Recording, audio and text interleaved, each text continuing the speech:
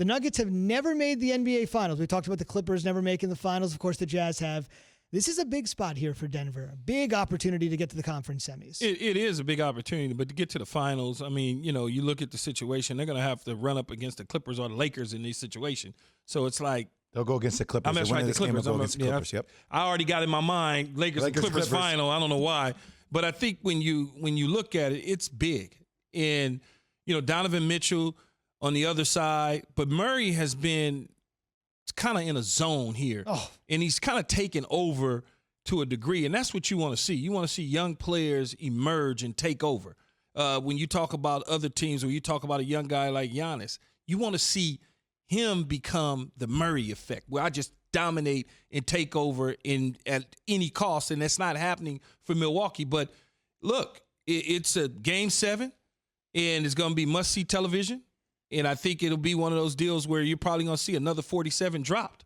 One of the things that they've got to be able to do is they've got to be able to try to stop him from penetrating and just doing what he wants to do. Force him to shoot outside. Force him to shoot outside. Even though he's making it, force him to do it because you're allowing Murray to get to the cup way too often. No, go I ahead. was going to say it comes down to ultimately, look, Donovan Mitchell, Rudy Gobert, obviously this team not having Bogey really hurts in Bogdanovich, who's a big-time player who's been out throughout the playoffs. But it comes down to how they defend. When you look at what Denver shot from the field, last game they shot over 50% from the field and from the three-point line, right? Over 50% in Game 6. So them being down 3, like you have to defend and ultimately have to find some way to get the ball out of Jamal Murray's hands. I know that is easier said than done. It's easier for me to be up here on radio and say, get the ball out of his hands. Right. But, you know, Jack alluded to it. Mark Jackson, who's our NBA analyst, alluded to it. The big guarding the guard, right? So as a guard, if Keyshawn would guard me, Keyshawn would never actually be able to guard me in a game because I'm going to utilize my big in a pick and roll every single time. So now he's going to be on my back. He's going to be on my shoulder. I'm going to fight through it, but all right. You can try to fight through it, but if I go shoulder to shoulder, you're out of the play. There's nothing you can do. The big guarding the big that's on my team setting the screen for me is the guy ultimately who has to guard me. If he's sitting 5 feet back when I come off, you're done. Like Shaq used to do this all the time. Every time we played the Lakers, hey, ball screen every time because Shaq would play middleman's land, sit in the paint. I would be able to come off. I can shoot a jump shot. I can shoot a floater. I can, you know, kind of nudge you, come back. And the big needs to come up and double team Jamal Murray and get the ball out of his hands. That's what Rudy Gobert needs to do. Is it a little strange that, I love Key's point, is it a little strange that Murray got there before Giannis, at least in this postseason? What do you mean? Got where? The idea that he has been able to ascend, become like the guy. The Bucks were 3-5 in the bubble. Giannis openly said, we weren't playing great. I know we were going to clinch the 1 seed, but he openly was very concerned about the way the team was playing. Just the idea that Murray seems to have sort of gotten to that point before Giannis in this postseason. I don't know what point that really is. I mean, Giannis is about to be back-to-back MVP. Postseason, though. Like postseason. But so everybody's still in the first round. Right? I mean, Giannis is in the next round. This is still...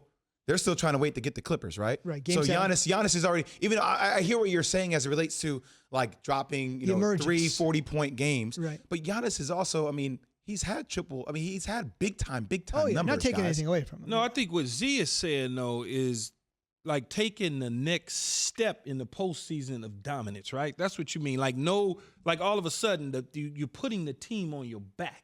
In the last couple postseason appearances, it doesn't seem like, to me, and you correct me if I'm wrong, Jay, it doesn't seem like to me that Giannis has really like kind of grabbed the bull by the horns in his last several postseason appearances. I just want us to pump the brakes a little bit, okay? I still don't think you can compare Jamal Murray to Giannis. Oh, no. I'm not. And I'm even saying right now, they're still in the first round, guys. I mean, just at the moment. Okay, I'm talking about that moment. All right, so, I mean, look, let them get past the Utah Jazz and let him continue to do this against the Clippers.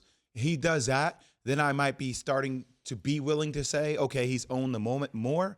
But this is the first time we're seeing him play at a high level. I've seen what Giannis has done at a high level. He hasn't been successful, but he's also been past the first round. Does that make sense? No, it does, but I also understand what Z is saying. Z is just saying that in these moments, like his coach said the other day, he put him in the same class as Curry and LeBron about the moment. It doesn't seem like Giannis is taking the next step in moments that they needed it most. Does that make sense? Kind of. In the postseason. Yeah, but this is like Jamal's first time exploding on the postseason scene. So I hear what you're saying in the moment, but I'm also not going to be a prisoner of the moment for that. Thanks for watching ESPN on YouTube. For live streaming sports and premium content, subscribe to ESPN+.